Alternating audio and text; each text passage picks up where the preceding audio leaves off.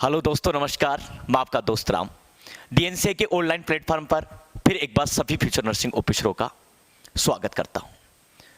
डीएनसीए की लगातार कोशिश है, जो बच्चे दूर दराज से हैं उनको वीडियो मिल जाना चाहिए ताकि वो बच्चे भी घर बैठे तैयारी कर सकते हैं। देखो दोस्तों, नेक्स्ट क्लासेस हम बात कर रहे हैं ईसीसी की। आज ईसीसी की फिर अच्छे से बात करने वाले हैं। सबसे पहले दोस्तों ईसीसी की फुल फॉर्म देखते हैं। Electro cardiography.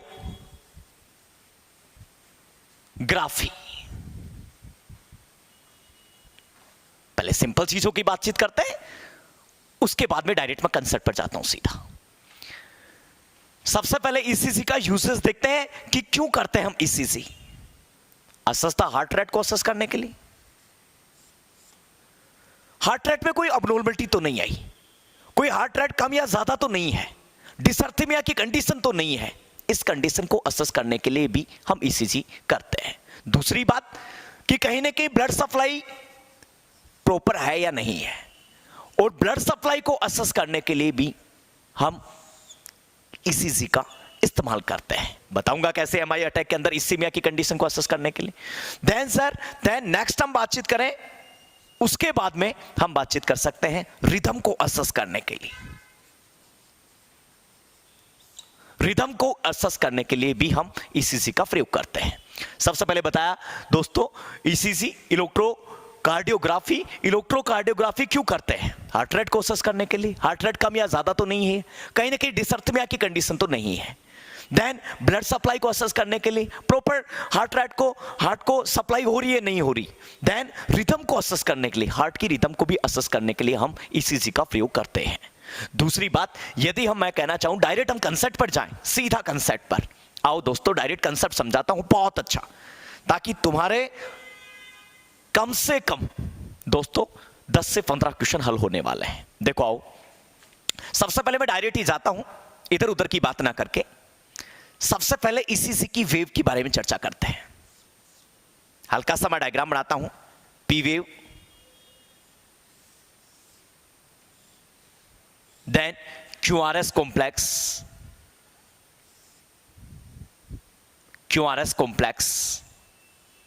ये लो, हल्का सा डायग्राम बनाता हूं।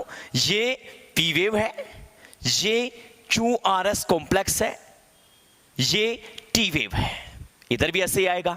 ये पी है, ये क्यू है, ये आर, ये एस और यहां टी। मित्रों सबसे पहले कोशिश करते हैं पी वेव के बारे में, दूसरा क्यूआरएस कॉम्प्लेक्स के बारे में, देन दोस्तों टी वेव के बारे में। इन सब के बारे में बातचीत करते हैं दोस्तों, अच्छे से समझते हैं।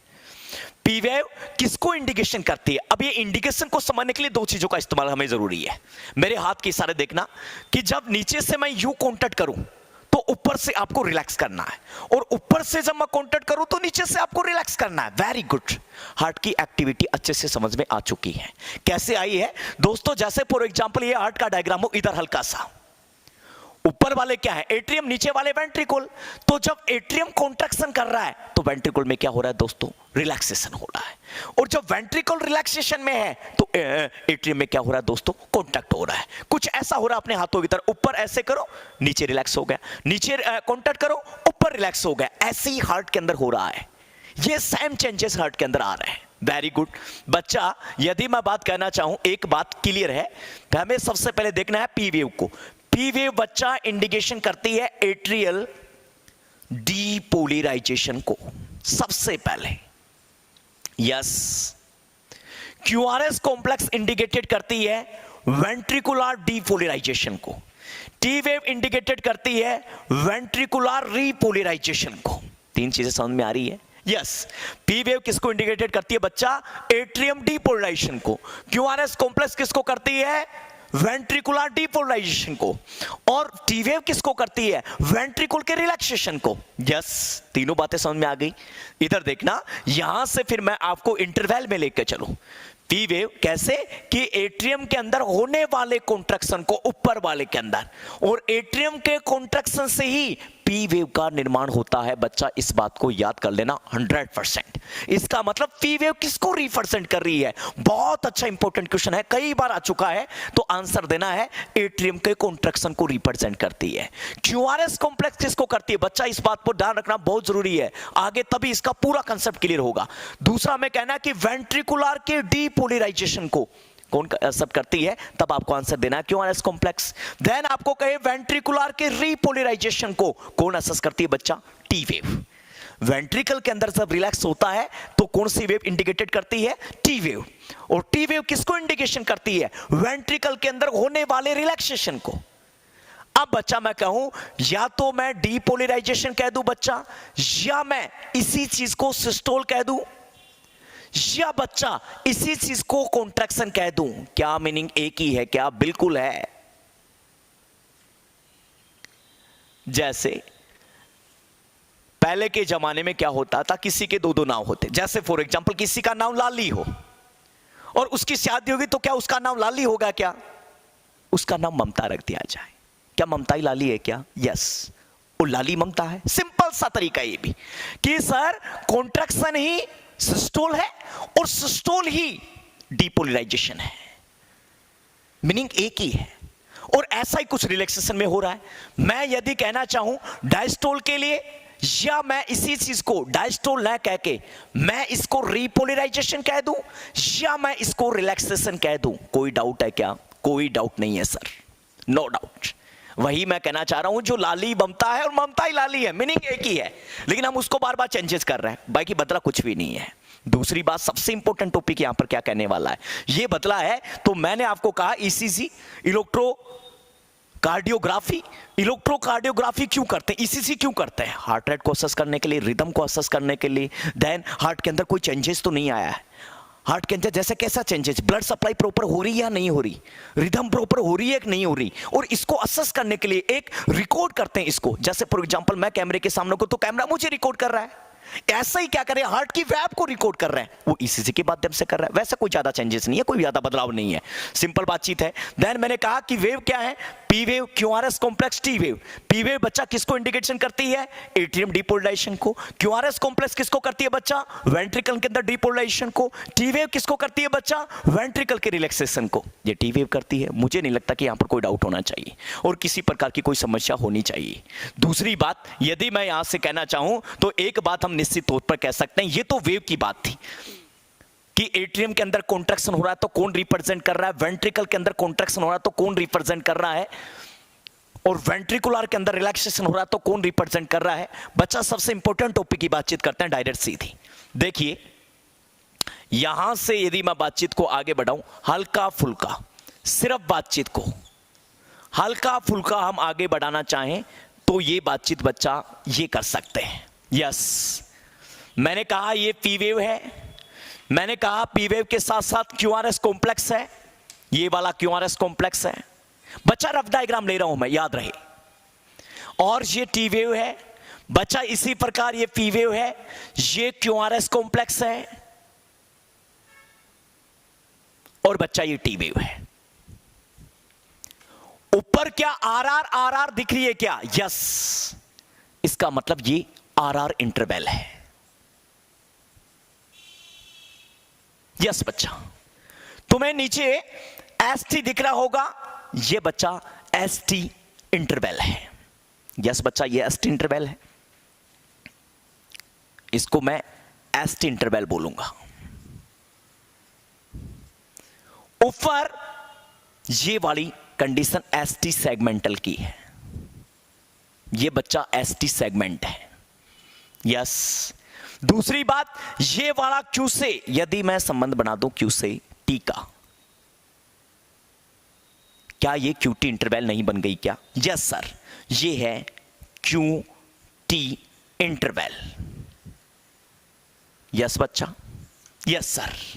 आओ सबसे पहले मैं बातचीत करता हूं आरआर इंटरवल की। बच्चा बहुत इंपॉर्टेंट क्वेश्चन यहां से आने वाला है।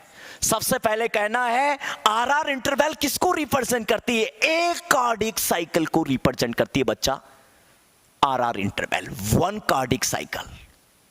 और 1 कार्डिक साइकिल का कितना समय है? 0.8 सेकेंड। इसका मतलब 1 कार्डिक साइकिल को इंडिकेशन करती है आरआर इंटरवल। दूसरी बात, यहां सर क्वेश्चन क्या है? ये तो दुनिया जानती है क्वेश्चन क्या है। यहां क्वेश्चन ये है टैकीकार्डिया की सिचुएशन होगी या कंडीशन ब्रैडीकार्डिया की हो, heart rate more than 100 beats per minute से ऊपर हो या हार्ट रेट लेस देन 60 से कम हो, वो ब्रैडीकार्डिया है। मोर देन 100 है, इसका मतलब वो टैकीकार्डिया है। बच्चा टैकीकार्डिया और इधर बच्चा ब्रैडीकार्डिया। यस, टैकीकार्डिया में कहूंगा कि मोर देन 100 से यदि अबव है that is called the tachycardia, और लेस देन 60 से कम है that is called the bradycardia. इस कंडीशन को मैं कहूंगा ब्रैडीकार्डिया। मुझे नहीं लगता बच्चा यहां कोई डाउट होना चाहिए या यहां किसी प्रकार की कोई समस्या होनी चाहिए। बच्चा क्वेश्चन क्या है? यहां क्वेश्चन का कंसेप्ट क्या कहना चाहता है? बहुत अच्छे। अब यहां पर हम जबरदस्त चीजों पर आ गए हैं। तुम्हें सीधा क्वेश्चन कहेगा कि यदि मैंने पहली लाइन में बोला था हार्ट रेट को असेस करने के लिए, मैंने दूसरी लाइन में बोला था रिदम को असेस करने के लिए, और मैंने हार्ट रेट के बारे में कहा था क्या कि हार्ट रेट का कम या ज्यादा होना क्या डिसअर्थमिया, क्या बिल्कुल डिसअर्थमिया है। और मैं पहले भी कह चुका हूं यहां से क्वेश्चन अच्छा बनने वाला है कि यदि कोई कंडीशन टैकीकार्डिया की है तो वहां आरआर इंटरवल में क्या चेंजेस होगा, बिना देखे आंसर देना है। यदि हार्ट रेट फास्ट है तो सिंपल सी बात कहना है आरआर इंटरवल आपको डिक्रीज मिलेगी, कम मिलेगी। बहुत अच्छा क्वेश्चन। या आरआर इंटरवल आपको शॉर्ट मिलेगी, क्योंकि अंधे को भी ये बातचीत दिखाई दे रहा है यदि रिदम फास्ट होगा तो इसका ड्यूरेशन जो है वो कम होता जाएगा। वेरी गुड, इसको कहते हैं बच्चा कंसेप्ट। दूसरी बात बच्चा, हम नेक्स्ट क्लासेस में डील करने वाले हैं इसी बात को।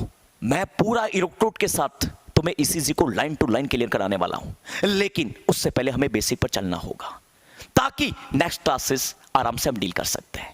बच्चा यहां से ज्यादा इंपॉर्टेंट, और मैंने पहले ही कहा था डीएनसीआई उत्तराखंड का ऐसा प्लेटफॉर्म है कि एक ही सपना डीएनसीआई का कि हर घर में नर्सिंग ऑफिसर बनना ही चाहिए।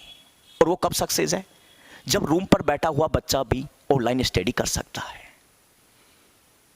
दोस्तों मुझे कहते हुए खुशी हो रही है कि जो कोचिंग 20 बच्चों से स्टार्ट हुई थी आज वो सैकड़ों बच्चों का फ्यूचर बना रही है।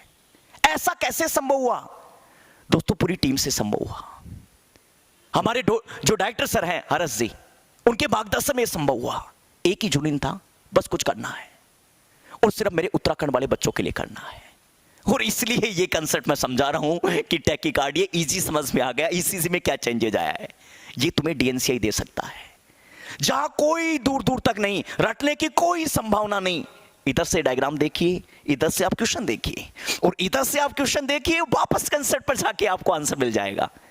वेरी गुड, ये आंसर है। दूसरी बात बच्चा, ब्रैडीकार्डिया को, बहुत अच्छे बच्चा, ब्रैडीकार्डिया मुझे डायरेक्ट समझ में आ गया। क्या आया सर? कि ब्रैडीकार्डिया किसी को हो गया यदि हार्ट रेट कम हो गई, सिंपल सी बात है आरआर इंटरवल प्रलोंग होगी, और आरआर इंटरवल प्रलोंग होगी।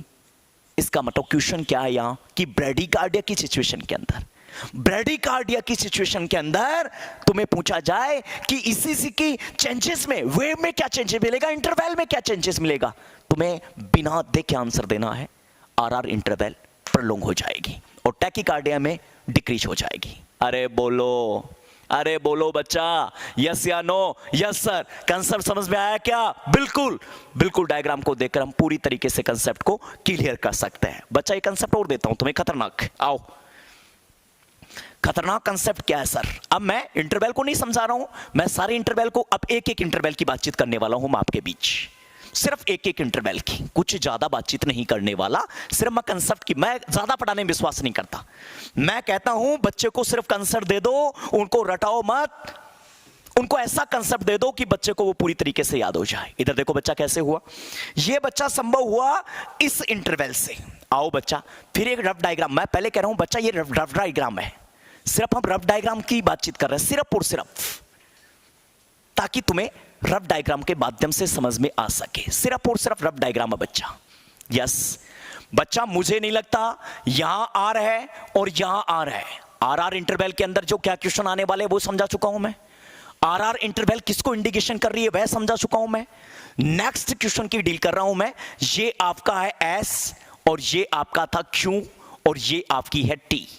इसका मतलब मैं बातचीत करने वाला हूं बच्चा एसटी सेगमेंट की। ये एसटी सेगमेंट है। अब बच्चा ये लो, एक एक लाइन को क्लियर रूप से देखते जाना। पहली कंडीशन कहती है कि एसटी सेगमेंटल किसको रिप्रेजेंट करता है या किसको इंडिकेशन करता है। तब तुम्हें आंसर देना है वेंट्रिकल के अंदर होने वाले रिलैक्सेशन को। बच्चा एक चीज और बताता हूं तुम्हें, यदि वेंट्रिकल में चेंजेस है, वेंट्रिकल के रिदम में बच्चा चेंजेस है, मूर्ख को भी समझ में आ गया, चेंजेस सिर्फ और सिर्फ मिलेगा क्यूआरएस कॉम्प्लेक्स में मेजर। बच्चा यदि एट्रियम में दिक्कत है तो चेंजेस आपको मिलेगा पी वेव के अंदर।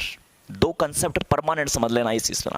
आगे मैं बता रहा हूं अच्छी तरीके से इस चीज को, लेकिन अभी मैं आपको एक कंसेप्ट पर लेके जा रहा हूं सिर्फ और सिर्फ एसटी सेगमेंटल पर।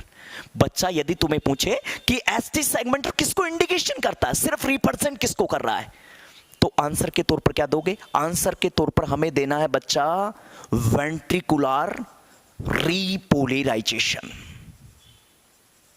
और बच्चा मैं पहले ही समझा चुका हूं, रीपोलराइजेशन एक है, डायस्टोल एक है, हम कहते हैं ईश्वर एक है, रूप अलग अलग है। वैसे सिस्टोल का नाम एक है, सिस्टोल को मैं कॉन्ट्रैक्शन कहूं तो भी मीनिंग एक है, यदि बच्चा मैं कॉन्ट्रैक्शन बोलूं तो भी मीनिंग एक ही है, लेकिन मीनिंग तो एक ही है। जैसे मैंने एग्जांपल भी दिया सादा भाषा में कि लाली और ममता, और ममता ही लाली है, ऐसा ही कुछ यहां होने वाला है।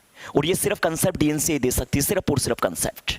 यहां से मैंने कहा क्या, बहुत अच्छा। आओ, जिसका बार बार क्वेश्चन नोट सेट में भी आता है, डाइजोक्सिन का। बच्चा यहां से बहुत अच्छा क्वेश्चन आने वाला है डाइजोक्सिन टॉक्सिसिटी का, कि सर डाइजोक्सिन टॉक्सिसिटी में ईसीजी में क्या चेंजेस मिलेंगे। बच्चा कुछ भी नहीं करना आपको, digoxin toxicity cause hypokalemia, yes sir. और हाइपो मींस कम, कैलेमिया मींस पोटेशियम का कम होना, और पोटेशियम का नंबर ब्लड सीरम में कम हो रहा है, दैट इज कॉल्ड हाइपोकैलेमिया। ये कंडीशन हाइपोकैलेमिया की कंडीशन है। और यहां से क्वेश्चन क्या पुटअप है, एसटी सेगमेंटल रिप्रेजेंट किसको करती है, रिप्रेजेंट करे इंडिकेशन वेंट्रिकल के अंदर होने वाले रिलैक्सेशन को। और यहां से कहना है डाइजोक्सिन टॉक्सिसिटी का क्वेश्चन आ चुका है बच्चा, कोच करती हाइपोकैलेमिया। अब देखो बच्चा, एक कंसेप्ट में तुम्हें परमानेंट देता हूं। जैसे ये सेल है, यस सर, इस सेल के बाहर मेजर जो एक्स्ट्रा सेलुलर है वो है बच्चा सोडियम। बच्चा जो अंदर है वह है पोटेशियम। अंदर जो है, बाहर है वो सोडियम है, बाहर पोटेशियम भी है, लेकिन नंबर क्या है ज्यादा, नंबर है सोडियम। और अंदर क्या है नंबर, पोटेशियम। इसका मतलब इंट्रासेलुलर में नंबर किसका है, पोटेशियम का। इसका मतलब आपने देखा होगा नए हस्बैंड वाइफ को, एक को गुस्सा आता तो दूसरा चुप हो जाता है। वेरी गुड, ये कंसेप्ट भी कुछ ऐसे ही बनने वाला है कि सोडियम का जब लेवल बढ़ रहा है तो पोटेशियम कम होगा। लेकिन मैं तमाम उन कंडीशनों की बातचीत नहीं कर रहा, रीनल फेलियर की बातचीत नहीं कर रहा कि तुम वहां जाके मुझे गलत ठहरा सकते हो। ये बात मुझे पहले से ही पता थी, लेकिन यहां नॉर्मल आपको याद करके चलना है। बच्चा मैं क्या कहूं कि यदि मैं कहना चाहूं, क्या कॉन्ट्रैक्शन के लिए सोडियम जिम्मेदार है क्या, कॉन्ट्रैक्शन या सिस्टोल या डीपोलराइजेशन के सामने मैं सोडियम लिख दूं तो मैं गलत नहीं हूं। और रिलैक्सेशन के लिए बच्चा जीआई में उल्टा है खाली, रिलैक्सेशन के लिए क्या पोटेशियम जिम्मेदार है क्या, यस सर, रिलैक्सेशन के लिए पोटेशियम जिम्मेदार है। अब आपको एक बात समझ में आ रही होगी मोटी मोटी, कि नंबर ऑफ पोटेशियम घट रहा है या पोटेशियम के नंबर ब्लड के अंदर घट रहे हैं। मुझे बताना बच्चा, क्या एसटी सेगमेंटल जो रिलैक्सेशन को रिप्रेजेंट कर रही थी, क्या एसटी सेगमेंटल डिप्रेस नहीं जाएगा क्या, yes sir, ST segmental depress होगा। और सिंपल सी बात है, क्यों, क्योंकि नंबर ऑफ पोटेशियम घट रहे हैं। और नंबर ऑफ पोटेशियम किस लिए, डाइजोक्सिन टॉक्सिसिटी में। इसका भी रेफरेंस मैं आगे दे रहा हूं, इसको भी हम मेजर तरीके से हम देख रहे हैं, लेकिन अब भी सिर्फ और सिर्फ मैं ईसीसी को देख रहा हूं। यहां से कहना है इसी डाइजोक्सिन टॉक्सिसिटी में नंबर ऑफ पोटेशियम घटते हैं, और जैसे ही नंबर ऑफ पोटेशियम बच्चा घटता है तो आपको मान के चलना एक चीज कि आंसर के तौर पर देना है एसटी सेगमेंटल डिप्रेस हो जाएगी सर। कैसे? क्योंकि एसटी सेगमेंटल बच्चा किसको रिप्रेजेंट करती है? रिपोलराइजेशन को, और रिपोलराइजेशन के लिए जिम्मेदार है पोटेशियम, और पोटेशियम का यहां नंबर कम आ रहा है, तो जैसे ही बच्चा नंबर घटेगा और तुम्हें यहां पर मिलेगा डिप्रेस। पहला चीज, बच्चा यदि एग्जामिनर चंट हो या एग्जामिनर ज्यादा सियाना हो, सादा भाषा में मैं कहना चाहूं तो तुम्हें एसटी सेगमेंट से क्वेश्चन नहीं देगा, तुम्हें क्वेश्चन देगा यू वेव से। यू वेव का कंसेप्ट दिखाता हूं मैं। बच्चा यहां पर पहला कंसेप्ट क्लियर कर दिया मैंने आपको। क्या कंसेप्ट क्लियर किया? एक एक सेगमेंटल को, एक एक इंटरवल को उठाया, मैंने सारा क्लियर किया। मैंने सबसे पहले आरआर इंटरवल को दिखाया, और आरआर इंटरवल से मेरी गारंटी है तुम्हें टैकीकार्डिया और ब्रैडीकार्डिया का कभी भी क्वेश्चन गलत हो जाए तो गारंटी मेरी है। दूसरी बात, यहां का मैंने आपको बता दिया कि आरआर के बाद में हमने टॉपिक लिया एसटी सेगमेंटल का। एसटी सेगमेंट पहले ये चीज लिखनी है, इंडिकेशन किसको करती है, हमें ये पता होना चाहिए किसको रिप्रेजेंट कर रही है, तब आंसर देना है वेंट्रिकुलर के रिपोलराइजेशन को। और बच्चा मैंने एक बात बता दी आपको कि रिपोलराइजेशन को याद कर मेरे हाथों के अंदर देख सकते हैं आप। मैंने आपको शुरुआती प्रारंभिक संबोधन में मैंने ये बात बोली है कि मेरा नीचे का हाथ काउंटर कर रहा है तो ऊपर का रिलैक्स, मेरा ऊपर का काउंटर कर रहा है तो नीचे का रिलैक्स। कुछ ऐसा ही हार्ट के अंदर हो रहा है क्या? यस। अब यहां पर मैंने क्या कहा कि वेंट्रिकल के अंदर होने वाली रिलैक्सेशन को मैंने आपको नाम दिया बच्चा, क्या? वेंट्रिकल के अंदर जो रिलैक्सेशन हो रहा है उसको रिप्रेजेंट करता सिर्फ एसटी सेगमेंटल। लेकिन ये बड़ा लेकिन है, मैंने आपको कह दिया कि डाइजोक्सिन टॉक्सिसिटी में क्या हो रहा है, तब आपको आंसर देना है डाइजोक्सिन टॉक्सिसिटी कोस्ता हाइपोकैलेमिया, और पोटेशियम के नंबर कम हो रहे हैं। और मैंने आपको इधर से देखो, तुम्हें ही कॉन्सेप्ट दे रहा हूं मैं ये, अच्छा नंबर यहां से देखो, क्या कॉन्ट्रैक्शन के लिए सोडियम जिम्मेदार है क्या? यस। अब कॉन्ट्रैक्शन के लिए भी जिम्मेदार है, सिस्टोल के लिए भी जिम्मेदार है कौन? सोडियम। और रिलैक्सेशन के लिए कौन? पोटेशियम। लेकिन बच्चा मैंने पहले कह दिया हूं, जीआई में उल्टा है। एक दिन सिंपैथेटिक पैरासिम्पैथेटिक को बहुत अच्छी तरीके से लपेटेंगे डीएनसी के उल्लैंड प्लेटफॉर्म से, लेकिन अब भी मैं सिर्फ हल्का सा कंसेप्ट दे रहा हूं तुम्हें। यहां से तुम्हें दो ही चीजों को याद रखना है कि अब मेरे को बताओ, पोटेशियम के नंबर यदि घट रहे हैं, मूर्ख भी बता देगा, नंबर जैसे ही कम हुआ और यहां पर किसको रिप्रेजेंट करती? रिलैक्सेशन को, तुरंत ही डिप्रेस हो जाएगी। आंसर भी क्लिक। लेकिन बच्चा मैंने क्या बोला, एसटी सेगमेंटल ऑप्शन में ना हो तो तुम्हें आंसर देगा यू वेव का। अभी देखो यू वेव का कैसे। यू वेव के लिए आंसर के तौर पर तुम्हें मैं बता रहा हूं, generally U wave are not appear नहीं है, ईसीजी में अपियर भी नहीं है जनरली। क्यों भाई? क्योंकि सर पैपिलरी मसल के रिलैक्सेशन की वजह से। अब एक दिन मैं पैपिलरी मसल समझाऊंगा कब? जब मैं आपको कंडक्टिव सिस्टम होता हार्ट समझा रहा हूं। लेकिन अब भी आपको यू वेव का मैं लॉजिक दे देता हूं, कैसे इधर से रिप्रेजेंट करके। देखिए आप, यू वेव के लिए क्या लिखनी है? मैंने क्या कहा कि जनरली अफेयर नहीं होती, लेकिन बड़ा लेकिन है, कंडीशन यदि हाइपोकैलेमिया की हो, यदि कंडीशन।